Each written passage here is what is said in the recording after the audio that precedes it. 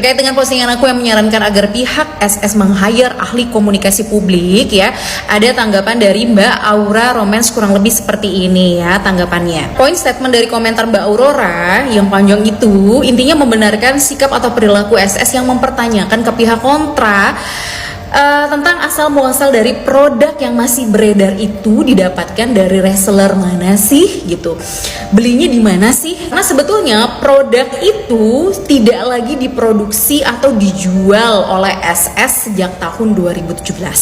Jadi kamu dapat barang itu dari mana? Dari reseller mana? Itu bentuk pertanyaannya agar dia mendapatkan informasi ya untuk melakukan tindak lanjut dari pihak SS lah untuk memperbaiki nama baik brand dan produknya di mata masyarakat. Yang mana menurut saya tidak perlu upaya mempertanyakan itu ke pihak kontra ya. Sebelum saya memberikan saran lagi ke SS ya terkait bagaimana caranya mengembalikan kepercayaan publik terhadap produk atau brandnya ya, saya menjelaskan dulu nih terkait dengan regulasi peraturan yang ada. Peraturan Kepala Badan Pengawas Obat dan Makanan Republik Indonesia nomor 11 tahun 2017 tentang kriteria dan tata cara penarikan dan pemusnahan kosmetika. Nah, dalam bab 3 itu dijelaskan tata cara penarikan ya. Intinya penarikan kosmetika yang berbahaya dari seluruh peredaran yang ada di masyarakat itu dilakukan oleh pemilik nomor notifikasi. Pemilik nomor notifikasi dalam definisi operasional itu dijelaskan itu bisa produsen, bisa distributor, bisa badan usaha milik perseorangan. Pokoknya intinya yang bertanggung jawab terhadap produk tersebut lah. Itu bisa dilakukan proses penarikan itu bisa satu, perintah kepala Badan POM ya.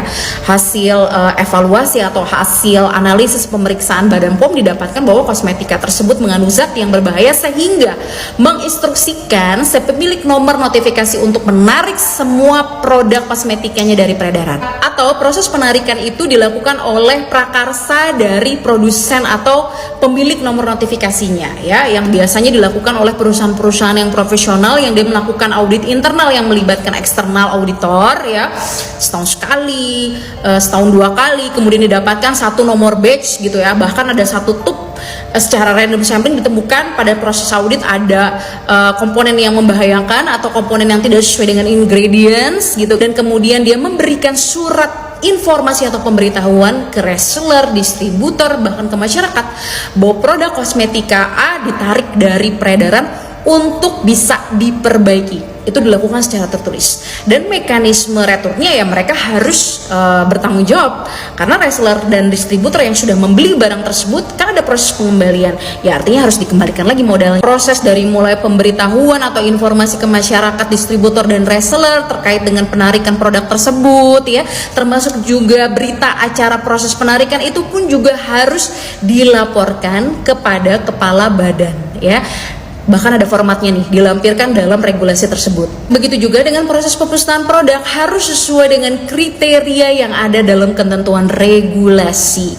Dan proses pemusnahan produk tersebut pun juga harus terdokumentasi dalam laporan serta berita acara yang harus dilaporkan ke BPOM. Bahkan salah satu bentuk tanggung jawab, berkomitmen nggak sih perusahaan ini secara penuh ya dalam menyediakan produk kosmetika yang aman untuk masyarakat Indonesia itu diatur di sini. Kalau pemilik nomor notifikasi atau produsen yang bertanggung jawablah terhadap produk tersebut tidak memungkinkan melakukan penarikan dan atau pemusnahan dikarenakan lokasi sulit dijangkau oleh pemilik nomor notifikasi, dalam hal ini produsen atau distributornya, itu dia dapat menunjuk salah satu pemilik sarana distributor untuk melakukan penarikan. Berarti ada surat kuasa atau surat penunjukan distributor ya agar melakukan proses penarikan dan pemusnahan produk tersebut terutama di wilayah-wilayah yang sulit untuk dijangkau dari si pemilik nomor notifikasi. Intinya ini salah satu bentuk upaya dan tanggung jawabnya dia yang sangat serius dan sungguh-sungguh ya untuk menjamin bahwa produk kosmetika yang dia jual itu harus aman. Kalau nggak aman, saya bertanggung jawab untuk melakukan penarikan. Ini dia membuat surat ini nih ke seluruh distributor, menunjuk distributor tertentu untuk membantu proses penarikan dan pemusnahan tersebut.